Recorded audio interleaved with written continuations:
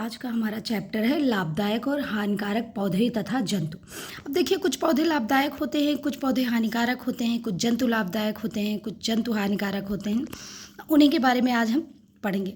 सबसे पहले जो मनुष्य था वो क्या करता था? वो पशुओं को पालना नहीं जानता था, वो केवल उनका शिकार करता था, उनकी खालों को पहन के घूमता रहता था।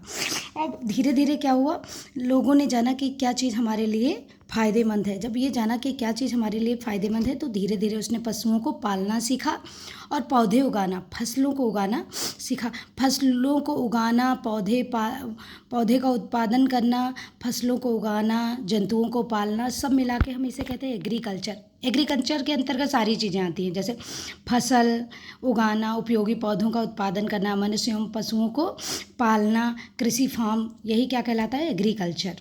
मतलब आप कह सकते हैं कृषि में केवल आपका खेती नहीं आता है, उसके साथ पशुओं को पालना भी आता है।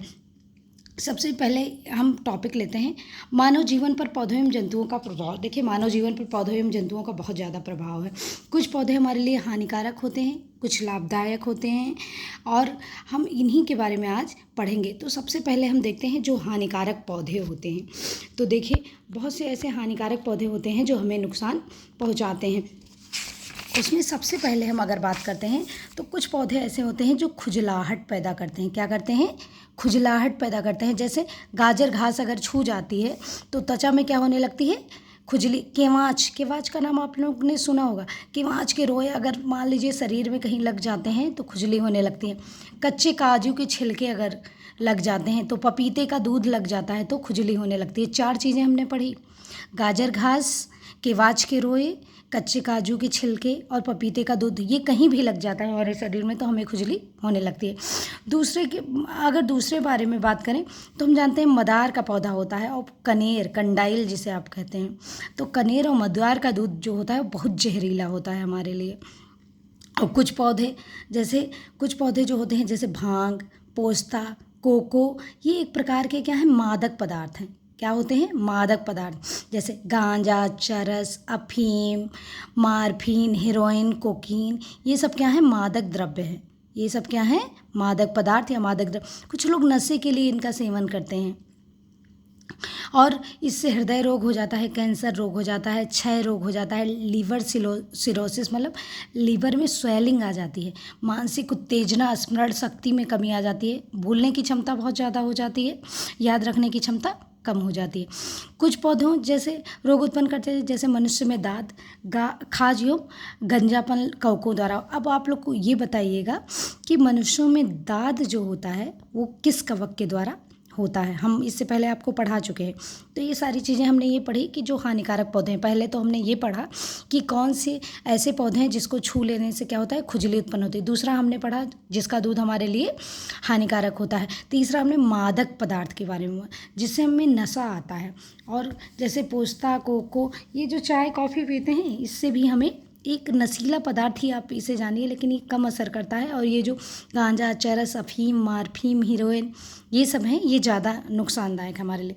अब हानिकारक जंतु की बात करें तो हानिकारक जंतु में आप जानते हैं सांप, बिच्छू बहुत विषैले होते हैं, और अगर मान लीजिए ये आपको काट लेते हैं या डंक मार देते हैं तो उससे बहुत लोगों की तो मृत्यु भी हो जाती है, इतने ये विषैले होते हैं। उसके अलावा बर्रे, मधुमक्खी, बिच्छू के डंक, ये चींटी, खटमल, मच्छर, ये सारे खुजली और जलन उत्पन्न करते हैं। कुछ ऐसे भी जंतु होते हैं जो रोगों के वाहक होते हैं, जैसे हमने आपको मलेरिया बताया था। मलेरिया किसके काटने से होता है? मादा एनाफ्लीज मच्छर के काटने से होता है।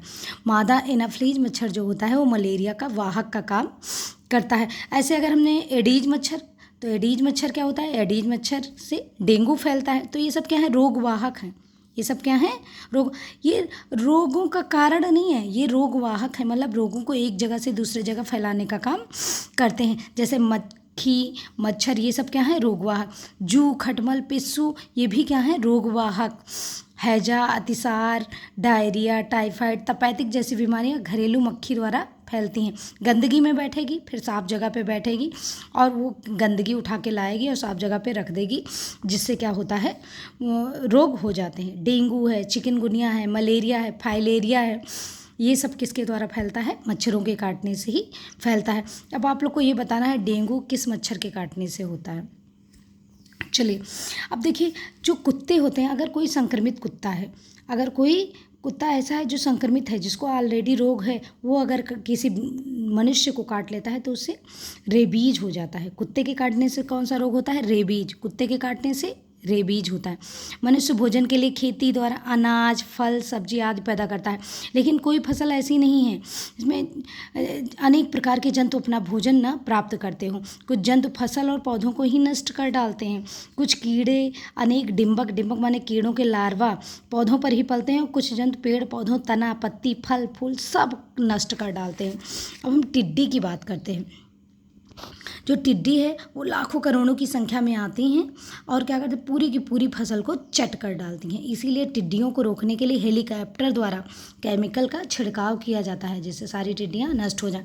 चूहे जो होते हैं बिल बना के खेत में ही रहते हैं और खेत की पौधों को काट के फिर उसी बिल में लेके चले जाते हैं अपने, तो वो क्या करते हैं? वो भी फसलों को नुकसान पहुंचाते हैं। अगर घरों में देखें तो घरों में लोग तोता पालते हैं। तोता क्या करता है? फलों को हानि पहुंचाने का काम। ये भी इसकी जो चोंच होती है बहुत मजबूत, नुकीली और मुड़ी हुई होती है। चोंच की ऐसी बनावट के कारण ये कुतर कुतर कर सारी चीज़ों को नष्ट कर दे। लीची, अमरूद आदि फलों को ये हानि पहुंचाते हैं, और जिससे बालें, जैसे इन्होंने कहा गेहूँ, जौ, मक्का आदि निकलती हैं, तो तोता उसे क्या करता है? नष्ट कर। एक आप लोग ने घड़रोज, वनरोज या नीलगाय, एक ही चीज़ है। नीलगाय चाहे कहो, चाहे इसे घुड़रोज कहो, चाहे वनरोज। इसका आकार बिल्कुल घोड़े की तरह होता है। ये हल्के नीले रंग की होती है, इसे नीलगाय कहते हैं। झुंड बनाकर रहते हैं और क्या करते हैं?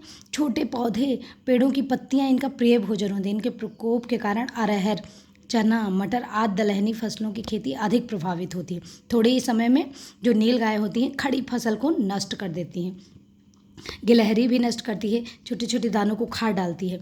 हाथी, तो अनेक जानवर होते हैं जो फसलों को नष्ट करते हैं। तो हमने किसके बारे में? हानिकारक पौधों और हानिकारक जंतुओं के बारे में इस वीडियो में पढ़ा।